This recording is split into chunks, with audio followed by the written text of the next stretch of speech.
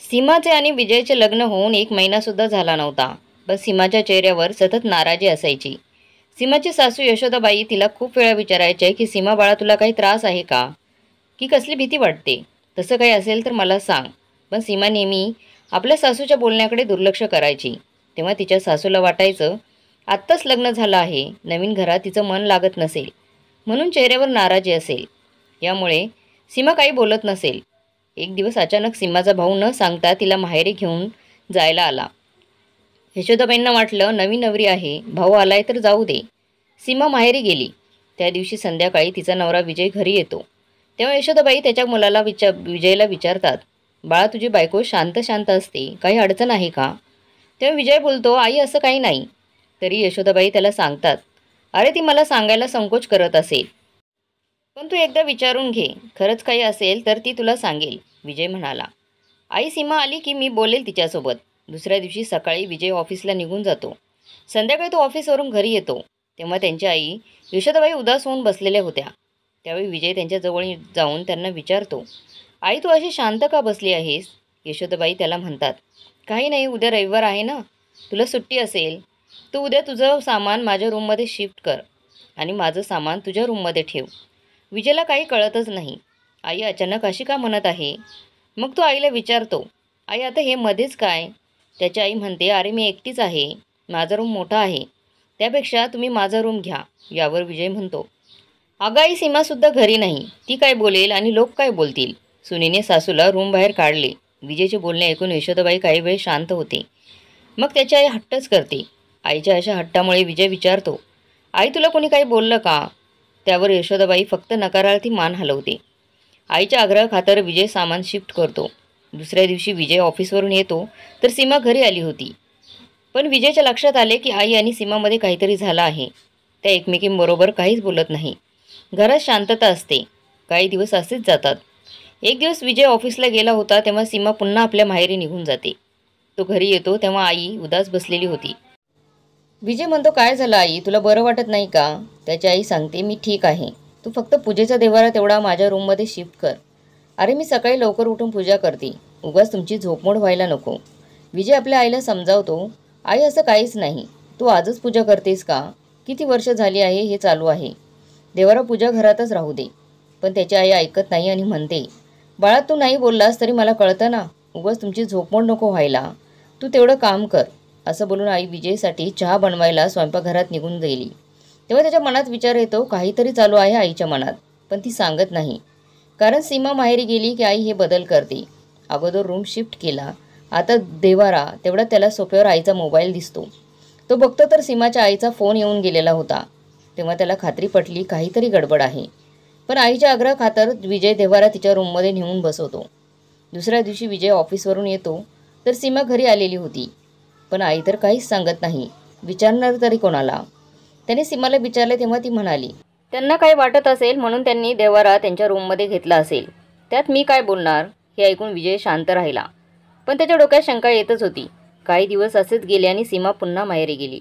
तेव्हा यशोदाबाई बोलायला लागली, बाळा तुझ्या बायकोला लग्नात टी व्ही मिळाला आहे, तो तुमच्याच रूममध्ये लावा.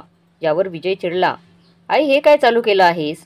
तू जेव्हा पण सीमा माहेरी जाते तेव्हा तू हे इकडे शिफ्ट कर, ते तिकडे शिफ्ट कर, हे इकडे आणून ठेव, असंच करत असतेस. विजय चिडलेला पाहून आता यशोदाबाईच्या डोळ्यात पाणी येतं. तरी ती त्याला बोलते, बाळा आता माझं वय झालं आहे, तुम्ही दोघं खुश राहावं एवढंच मला वाटतं. आईच्या अशा बोलण्यामुळे विजय शांत झाला. त्याने आईला सोफ्यावर बसवले आणि तो प्रेमाने बोलायला लागला, आई तुला काही त्रास आहे का? तसं असेल तर सांग मला, तू माझी आई आहेस, तुझं मन तू माझ्यासमोर मोकळं करू शकतेस. तेव्हा त्याची आई खूप रडायला लागली. आईला रडताना पाहून विजयला सुद्धा खूप वाईट वाटलं. त्याचं हृदयसुद्धा भरून आलं.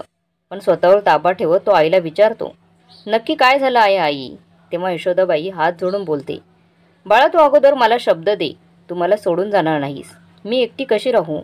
तुझे बाबासुद्धा नाहीत माझ्यासोबत. देवासाठी मला वृद्धाश्रमात सोडू नकोस, मी तुम्हाला त्रास नाही देणार. तेव्हा विजय बोलतो, आई असं का बोलत आहेस? जे काही आहे ते खरं खरं सांग बघू मला. आणि मी का सोडून जाईल तुला? मी तुझा मुलगा आहे, तुझ्याबरोबरच राहणार. कोण बोलतंय मी तुला वृद्धाश्रमात सोडणार आहे? आई हे तुझंही घर आहे, तुला वाटेल तू मला या घरातून बाहेर काढू शकतेस, मी नाही. विजयच्या बोलण्यावर विश्वास पटल्यावर यशोदाबाई त्याला सांगायला लागली, तुला तुमच्या लग्नानंतर काही दिवसांनी सीमाचा भाऊ अचानक त्याने तिला माहेरी नेले होते. मला वाटले होते तिच्या माहेरच्यांना तिची आठवण येत असेल म्हणून ते तिला घेऊन जायला आले असतील. पण ती माहेरी गेल्यावर सीमाच्या आईचा मला फोन आला होता. तेव्हा मला समजले की सीमानेच भावाला बोलवून घेतले होते. तेव्हा तिची आई मला बोलत होती, मी सगळ्या वस्तू माझ्या मुलीला आणि जावायला दिल्या आहेत. कपाट, मेकअप ट्रॉली सगळ्या वस्तू त्यांच्या रूममध्ये जातील तेव्हा सीमा सासरी येईल. बाळा तू सांग, तुझ्या रूममध्ये हे सगळं राहिलं असतं का? म्हणून मी तुला रूम शिफ्ट करायला सांगितले. सीमा दुसऱ्यांदा माहेरी गेली तेव्हाही मला वाटले की तिला आठवण आली असेल, आईबाबांना भेटायला गेली असेल. पण तेव्हासुद्धा तिच्या आईचा फोन आला आणि मला त्या खडसावून बोलायला लागल्या, तुमचं आता वय झालं आहे, पूजापाठ तुमच्या रूममध्ये करा. माझ्या मुलीची आणि जावयाची झोपमोड होते. तुम्ही तर आता नवीनच सासू झाला आहात. मला तर 2-2 सुना आहेत. मी सांगते तसं करा. आता विहीनबाईंनी तुझंच नाव घेतलं म्हणून मी देवारा माझ्या रूममध्ये घेतला आणि त्या टी व्हीवरून मला खूप काही बोलल्या. असं बोलून त्याची आई रडायला लागली. विजयने खूप प्रयत्न करूनही सुद्धा आई शांत होत नव्हती. असं लक्षात आल्यावर तो स्वयंपाकघरात जाऊन एक ग्लास पाणी घेऊन आला. त्याने ते आईला प्यायला दिले आणि आईला बोलायला लागला, जे काही आहे ते सगळं मला खरं सांग. तेव्हा यशोदाबाई बोलते, सीमाची आई बोलत होती, आता तुमचं वय झाले, हॉलमध्ये टी व्ही लावून तुम्ही देवाचे कार्यक्रम बघण्यापेक्षा ती टी व्ही माझ्या मुलीच्या खोलीत लावा. टी व्ही बघण्याचे तिचे दिवस आहेत. मी तिच्यासाठी टी व्ही दिला आहे, तुम्हाला बघण्यासाठी नाही. तुम्हाला समजत कसं नाही? पाणी डोक्यावरून गेले तर तुमचा मुलगा तुमची राहण्याची व्यवस्था वृद्धाश्रमात करेल हे लक्षात ठेवा. चूक तुमची असेल पण लोक माझ्या मुलीला नावं ठेवतील. मग तू सांग बाळा, मी काय करायला हवं होतं? तुझे बाबा गेल्यापासून मी तुझ्यासाठी धडपड करत होते. मला वाटले तुझे लग्न झाले की मला थोडा आराम मिळेल, पण तसं काही होताना दिसत नाही. असं बोलताना त्याच्या आईचं अंग थरथरत होतं. हे पाहून विजयला आपल्या आईची दया आली, तर आपल्या बायकोची आणि सासूचा खूपच राग आला. तो आईला मिठी मारतो आणि बोलायला लागतो, आई तू अगोदरच बोलली असतीस तर तेव्हाच मी या गोष्टींचा छडा लावला असता. यावर यशोदाबाई म्हणते, बाळा मला असं वाटतं की हे सगळं सामान सीमाच्या आणि तुझ्या रूममध्ये ठेवलं की सगळं शांत होईल. उगाच घरात वाद नको. तेव्हा विजय बोलतो, आई तू काही काळजी करू नकोस, जे काही करायचं आहे ते मी करतो. संध्याकाळी विजयने कोणाला तरी फोन लावला होता आणि खूप वेळ बोलत होता. सकाळी विजय आंघोळीला गेला असताना दारावरची बेल वाजली. यशोदाबाईंनी दार उघडलं तर 4 माणसं दारासमोर उभी होती. त्यांनी विचारलं, साहेब आहेत का? आम्ही आमचं काम सुरू करू. पण यशोदाबाईला काही समजत नाही. ती त्यांना विचारायला लागते, कोण साहेब, कसलं काम? तेवढ्यात विजय बाहेर येतो आणि बोलतो, आई मीच त्यांना बोलवलं आहे. यार ह्या रूममधलं सगळं सामान पॅक करून गाडीत भरा. विजय आपली रूम त्यांना दाखवत होता. तेव्हा यशोदाबाई त्याला थांबवते आणि बोलते, अरे बाळा तू हे काय करत आहेस? असं काही करू नकोस. अशाने नाती दुरावतील. तुझा संसार आहे, तू असं करू नकोस. विजय म्हणतो आई ज्या लोकांना साधी सरळ भाषा कळत नाही त्यांना त्यांच्याच भाषेत उत्तर दिलं पाहिजे. जे व्हायचं ते आत्ताच होईल. खूप काही होणार नाही आई, तू माझ्यावर विश्वास ठेव. काही वेळातच विजय सीमाच्या घरी पोहोचतो. दारावरची बेल वाजवतो तर सीमाचा मोठा भाऊ दरवाजा उघडतो. तेव्हा सगळेजण स्वयंपाकघरात नाश्ता करत असतात. विजयच्या आवाजाने सगळेजण बाहेर येतात. तेव्हा सीमाचे बाबा बोलतात, जावाई तुम्ही इथे अचानक कसे आलात? सगळं तर ठीक आहे ना? हो सगळं ठीक आहे. सीमाचा भाऊ म्हणतो, सगळे उभे का आहेत? भाऊजीसाठी चहा नाश्त्याची व्यवस्था करा. तेव्हा विजय त्याला सांगतो, नको मला ऑफिसला सुद्धा जायचं आहे. हे सामान तेवढं द्यायला आलो होतो. तेव्हा सगळेजण बाहेर बघतात तर सामान भरलेला एक ट्रक उभा असतो. तेव्हा सीमाचे बाबा बोलतात, हे काय आहे? विजय त्यांना सांगतो, तुम्ही तुमच्या मुलीला लग्नात दिलेल्या सगळ्या वस्तू आहेत. यावर सीमाची आई बोलते, हे सगळे इकडे घेऊन येण्या अगोदर आम्हाला विचारायचं ना. आता आमची काय इज्जत राहील? शेजारी लोक काय म्हणतील? विजय त्यांना सांगतो, ते घर आईचं आहे. त्या घरात त्या वस्तूंना जागा नाही. या वस्तू घरात असल्यामुळे ती शांतपणे जगू शकत नाही. म्हणून तुम्ही नवीन घर मुलीला घेऊन द्या, मग या वस्तू त्या घरात पाठवून द्या. सीमाची आई म्हणते, तुम्हाला काय बोलायचं आहे ते स्पष्ट बोला. आता विजय हसत बोलायला लागतो, सासूबाई तुम्ही मुलीला लग्नात एक घर दिले असते तर तुमची मुलगी आनंदात राहिली असती. असं नाराज होऊन सारखं माहेरी यायची गरज नसती पडली. हे ऐकून सगळेजण सीमाच्या आईकडे बघायला लागतात आणि तिला समजले की आपली पोल खोल होत आहे म्हणून ती शांतच राहते. तेवढ्याच सीमा बोलते, तुम्ही माझ्या आईबाबांचा असा अपमान करत आहात. असं सांगून त्यांना तुम्ही दुखवले आहे. बसूनसुद्धा काही मार्ग काढता आला असता ना. त्यावर विजय म्हणतो, बसूनसुद्धा प्रश्न सुटतात का? मला माहीतच नाही. तू असं कधी बसून मला सांगितलंस का? काही झालं की आली निघून माहेरी. एवढंच नाही तर इकडे आल्यावर सासूबाई माझ्या आईला फोन करून परेशान करत असतात. म्हणतात, मी सांगितल्याप्रमाणे करा जर तुम्ही तसं केलं नाहीस तर तुमचा मुलगा तुम्हाला वृद्धाश्रमात सोडेल.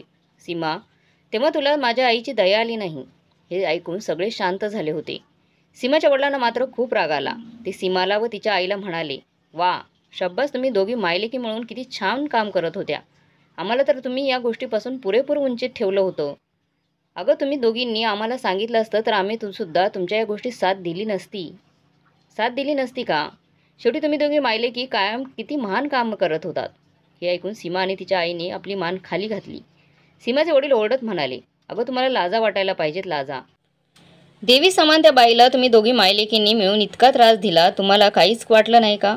आणि तू सीमाची आई, सीमा तर अजून नासमज आहे, परंतु तू तर करती धरती आहेस ना. मग तू तिला चांगल्या वाटेवर आणायचं सोडून तूच तिला वाईट काम करायला शिकवायला लागलीस. जर तुझ्या सुना तुझ्यासोबत अशा वागल्या तर तुला कसं वाटेल? तुझ्या सोफ्यावर दिवसभर बसून असतेस, तो सोफा तुझ्या सुनेचा आहे. आणि दिवसभर ज्या टी व्हीवर पिक्चर बघत असते ती टी व्हीसुद्धा तुझ्या सुनेच्या बापाने दिला आहे.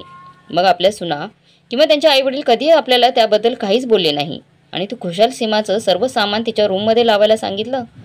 चूक मुलीची असेल तर तिच्या आईचं काम असतं तिला समजून सांगायचं. परंतु इथे आईच मुलीला बिघडवत आहे. जर तू अशीच तिच्या संसारात दखल दिली तर ती कधीच संसार सुखीचा करू शकणार नाही आणि येऊन बसेल तुझ्याजवळ नेहमीची. आई वडिलांच्या घरी बसलेली मुलगी चालणार का तुला? विजय सर्व ऐकत होता.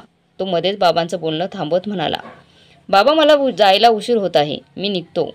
आता सर्व सामान मी इथे आणून सोडलं आहे आणि सीमा या घरात तुझी स्वतंत्र रूम आहे आणि मी सर्व सामान इथे आणून टाकलं आहे. आता हे सर्व सामान घेऊन जा आणि जिथे लावायचं तिथे तुला लावून टाक. कुणाचाही त्रास होणार नाही.